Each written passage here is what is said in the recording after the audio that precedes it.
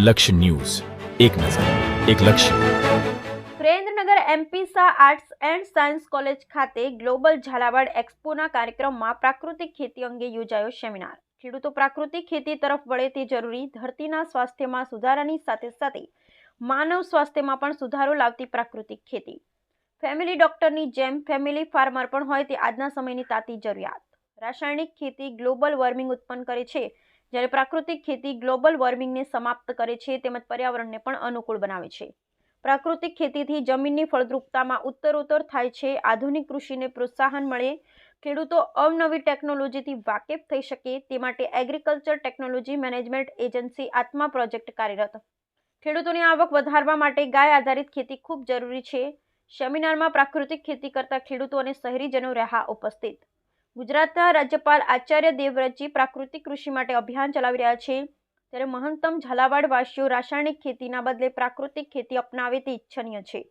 સુરેન્દ્રનગર જિલ્લાના આત્મા પ્રોજેક્ટ દ્વારા જિલ્લાના ખેડૂતો પ્રાકૃતિક ખેતી તરફ આગળ વધે તે માટે જિલ્લાના વિવિધ તાલુકાના ગામોમાં શિબિરનું આયોજન કરવામાં આવે છે. ત્યારે Surendranagar MP Shah arts and science college ખાતે ચાલતા ત્રિદિવસીય ગ્લોબલ ઝાલાવાડ એક્સપોની અંદર પ્રાકૃતિક ખેતીને લોકોને જાણકારી મળે તેમજ પ્રાકૃતિક ખેતી કરવા માટે શું કરવું તે માટેનો એક સેમિનાર યોજાયો હતો. જિલ્લાના આત્મા પ્રોજેક્ટ ડાયરેક્ટર ભરત પટેલ, ઝાલાવાડના ફેડરેશન સભ્યો, મહાનુભાવો ઉપસ્થિત રહ્યા હતા. પ્રાકૃતિક ખેતી કરતા ખેડૂતો તેમજ આત્મા પ્રોજેક્ટના અધિકારી દ્વારા પ્રવચન જણાવ્યું હતું કે રાસાયણિક ખાતરો તથા જંતુનાશકનો આડેધડ વપરાશ થવાને કારણે માણસ સહિત સમગ્ર જીવસૃષ્ટિમાં જીવલેણ રોગોનું પ્રમાણ વધી રહ્યું છે તેમજ પૃથ્વી, પાણી અને પર્યાવરણ પણ પ્રદૂષિત થઈ રહ્યા છે. આ રસાયણોની આડઅસરમાંથી બહાર નીકળવા માટે ખેડૂતોને દેશી ગાયના ગોબર અને ગૌમૂત્રનો ઉપયોગ કરી બીજામૃત, જીવામૃત, ધનજીવામૃત જેવા ઘટકો ઘર આંગણે બનાવી પ્રાકૃતિક ખેતી કરવામાં આવે તે આવશ્યક છે, જેથી ખેતીના ખર્ચમાં પણ ઘટાડો થાય છે. જે રીતે ફેમિલી ડોક્ટર હોય તેવી જ રીતે ફેમિલી ફાર્મર પણ હોય તે આજના સમયની તાતી જરૂરિયાત છે, જેથી લોકોને સાત્વિક અને શુદ્ધ ખોરાક મળી રહે. આમ પ્રાકૃતિક ખેતીએ ધરતીના સ્વાસ્થ્યમાં સુધારાની સાથે સાથે માનવ સ્વાસ્થ્યમાં પણ સુધારો કરશે. Bureau report Brijesh Trivedi.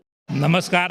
આજ રોજ Jhalawad federation of trade and ઇન્ડસ્ટ્રીના ઉપક્રમે ત્રિદિવસીય જે મેગા એક્સપો યોજાઈ રહ્યો છે એ અંતર્ગત આજ રોજ પ્રાકૃતિક કૃષિ અન્વયે સેમિનારનું આયોજન કરેલું હતું. તેમાં બોરી સંખ્યામાં સુરેન્દ્રનગરના શહેરીજનો અને ખેડૂતોએ ભાગ લીધો અને પ્રાકૃતિક કૃષિ તેમજ સાત્વિક આહાર અંગે વિસ્તૃત જાણકારી મેળવી. વિશેષ આ એક્સપોની અંદર ખાસ જો જાણકારી આપું તો પ્રાકૃતિક કૃષિના 40 કરતાં વધારે સ્ટોલનું આયોજન ગોઠવાયું હતું, જેમાં જિલ્લાના ખેડૂતો તેમજ શહેરીજનોએ આ પ્રદર્શનનો પણ સારો એવો લાભ લઈ અને પ્રત્યક્ષ પ્રાકૃતિક કૃષિનું માર્ગદર્શન મેળવ્યું છે. આ કાર્યક્રમોના કારણે ઝાલાવાડના લોકોમાં સાત્વિક ખોરાક ખાવા પ્રત્યે જાગૃતિ આવશે એવી અમને અપેક્ષા છે. અસ્તુ. ભારત માતા કી જય, ગૌ માતા કી જય. મારું નામ દક્ષાબેન દીક્ષિત કુમાર ડેડાણિયા છે. અમે સુરેન્દ્રનગર જિલ્લાના આ સેમિનારમાં મુલાકાતે આવ્યા છીએ. અહીંયા અનેક પ્રકારના પ્રાકૃતિક ખેતી વિશે સ્ટોલ લગાવેલા છે. અમને તેના વિશે માહિતી આપી, અમને ઘણું બધું જાણવા મળ્યું. અમને ખરેખર ખૂબ જ મજા આવી આ સ્ટોલમાં ફરવાની, જોવાની અને જાણવાની. બસ. મારું ગામ વડોદ, તાલુકો વઢવાણ. મારું નામ પટેલ કાળુભાઈ પૂંજાભાઈ. હું છેલ્લા 12 વર્ષથી ખેતી કરું, ઝેરમુક્ત ખેતી કરું. અને મારો એક જ નારો છે કે ઝેરને જાકારો ને અમૃતને આવકારો. આજે માણસને ખરેખર ઝેરમુક્ત ખેતી કરવા માટે થઈ અને આ રસ્તે હાલવું જ પડશે. આજે મને પણ અહીંયા જે આ લોકોએ આ એક્ઝિબિશન આપણું ગોઠવું અને એમાં મને બોલવાનો મોકો આપ્યો હતો, 5-7 મિનિટ આપી હતી.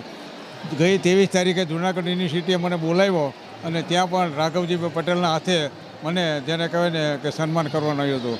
એટલે એકચ્યુઅલી ખરેખર આજે નહીં તો કાલે કર્યા કંઈ નહીં ચાલે. નાચો પ્રકૃતિના તાલે, નકર મરશો ભૂંડા હાલે. આજે માણસે ઝેર મુક્ત ખેતી કરવી પડશે. શા માટે થઈને કે ભવિષ્યમાં નાની નાની પેઢીને તમે જો 18-18, 20-20 વર્ષના લોકોને મોતય આવે, હાર્ટ એટેક આવે, કેન્સર થાય, તેના પાયામાં તમે જુઓ ને તો ખરેખર આજે ઝેરમય જગત થઈ ગયું છે.